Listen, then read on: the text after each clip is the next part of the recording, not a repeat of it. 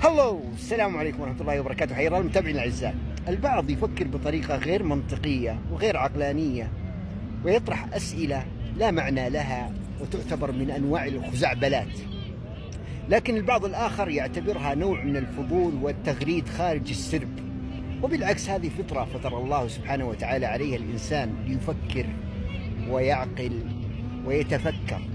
ومن ضمن هذه الأسئلة مثلا، ليش ما في فلبيني أسود؟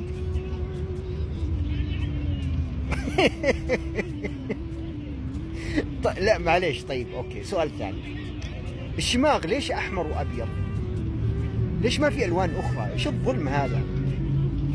لا خلاص أوكي، سؤال أخير. بؤرة العين أو العين كم ميجا بكسل؟ كم الزوم؟ لا هذا السؤال قوي.